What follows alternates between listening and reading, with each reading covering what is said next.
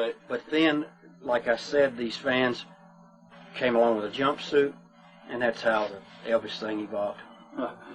What was your relationship with Hogan at the time? And what was he like? When I met Hogan, we were in Pensacola in about 78, 77, or 78. David Schultz and I were there together. It was the first time that we had gone down to Pensacola together. And Louis Tillett was the booker in Tampa and brought Hogan up to Pensacola because Mike Graham and those guys in Tampa didn't want to use Hogan. They didn't like him, didn't want him around. Mike Graham was a little short guy, a small guy, and a lot of guys in Tampa were smaller guys. And Mike Graham, of course, his daddy was a promoter. He wanted to be the giant killer, and he was intimidated by a guy like Hogan, 6'6", solid 300-pound, muscle guy. So Louis Tillett brought him up to Pensacola, and he was called Terry Boulder. And his brother that he brought along was Eddie Boulder, Brutus Beefcake. Right. But they came to Pensacola, had an old Dodge van that would barely run. We put them in the car. We carried them around the towns with us. They didn't have money. They didn't have Beefcake. Didn't have wrestling boots. He used my wrestling boots. I would go work out with him. We would we'd go early to the matches and work out with him in the ring and teach him. He was never trained by anyone. He was trained on the road by people. People just took him along and trained him. They shared an apartment with us. They didn't have an apartment. We took our bed, our mattress, and threw it on the floor. And one of us slept on the box springs, and one slept on the mattress on the floor. That's how my relationship with Hogan was. I never asked for, help me here, help me there. When he got a big break, and he was in Minneapolis and had a big break there. David ended up going from Calgary to Minneapolis. I stayed actually in Vancouver. I went to Vancouver.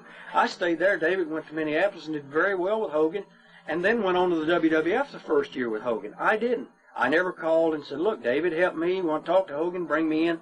None of that. I always wanted to make it in the wrestling business on my own merits, on my own talent, on my own abilities, without having to say, hey, you owe me. I helped you. Pay me back. That was not the case, and I never did that. So when the opportunity came for me to go to the WWF, Hogan was instrumental in that because they came to Calgary. I was there. I worked on the show that night in Calgary. He talked to me. He said, hey, man, what have you been doing? Why don't you come over and come with us? Blah, blah, blah. David, he messed up. He slapped this guy. They had to fire him. And David went nuts. I said, well, I don't know. You think I could do good there? I mean, can I make any money there? Man, you'll make more than you ever made in your life. Come on, brother, you got to come here. So, I went. I never asked for anything from him while I was there. I went to the WCW because, hey, brother, come on, you got to help me in the WCW. I went there with no contract, with nothing. Didn't ask for anything. And, Bischoff was the one that promised a contract. When it came down to do the job for Johnny B. Bad on national TV, well, I'm not doing the job for anyone unless I have the same kind of a deal that everyone else has. Bischoff didn't want to go for it, and Hogan turned his back on me. Hey, brother, I can't help you. Well, if he couldn't help me, then nobody can. So I was going to ask you about that later, but no, I can get into that. Okay, we'll He's no ball-headed son of a bitch. So actually, Hogan's whole personality has changed over the years. Yeah, he somewhat opportunist. That's what they call him. Opportunist. What can you do for me now? And if you can't help me now, or if you can't do something for me tomorrow, then I don't need you today. Probably picked that up from Vince, from being around McMahon, because the times that I knew him, prior to him being around McMahon so much, he wasn't like that. I think he probably picked that up. He was with McMahon right beside him, around him all the time for 6 or 8 years. And most of the guys that have been around, Shawn Michaels, Helmsley now, probably it's happened to The Rock. I hear his attitude's changed. Austin, Bret Hart, all those guys that were around McMahon, Savage, all the time like that, they turned out to try to be the same way. I don't know how he talks to them or what he does, what kind of mind control he has to make guys think that they should go out then and treat their partners or their friends or their compatriots in this business the way that some of those guys have done. We're not asking for a handout from anyone. This business is created on guys who was.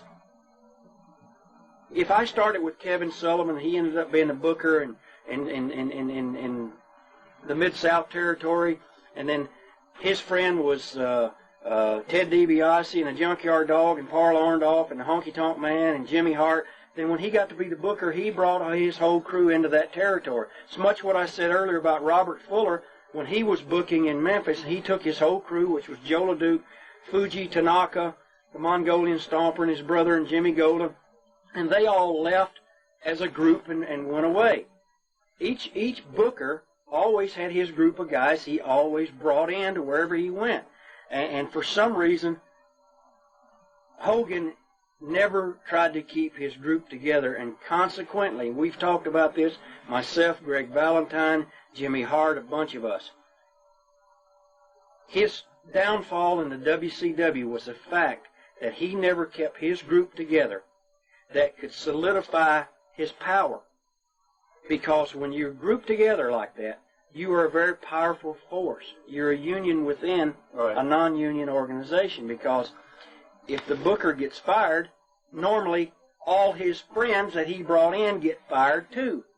But if the booker gets a new job, he brings all those people with him. Hogan only carried one guy with him, and that was, of course, Beefcake all the way through. Consequently, when the power struggles in the WCW that Hogan thought he could do on his own from just being educated through McMahon, it didn't work that way. There was too many forces pulling against him. But if he would have had the Greg Valentine, the Honky Tonk Man, the Superfly Snuka, the Bushwhackers, and Jimmy Hart, and all these people together as a group with him, that he, in the beginning, that's what he said he wanted. He wanted to make an impact, and he needed help, and he wanted to come into the WCW to make an impact and get away from that four horsemen, the Ric Flair. Believe me, Ric Flair has always had his group with him. It's the Arn Anderson and whoever else that he has around, the Barry Windhams, that has always been around Flair. When Flair was a booker, if Flair's got control, he had his group. Believe me. And that group fought against Hogan. Hogan was by himself. Well, Hogan's a big, powerful guy in our business, in our industry, but there's some things that you can't overcome. And that's the one thing he did. He didn't keep his group together. He isolated all of us, and we all feel the same way about him. He was the guy who could have said, look, Eric, you promised Honky Tonk Man a contract. He came here for me. I never called WCW. All he had to say was, Eric, give the guy a contract. You promised him a contract. Give him a... I didn't ask for a dollar figure on the contract. I need to know if I'm going to have a job tomorrow. Right. That's all I was asking. But if a guy can't stick for you on something like that, then he's not really with you. He's not really with you. So that's how I feel about it. I'll see him somewhere someday. Right. Somewhere, somehow, someday. You always cross paths with a guy. And how did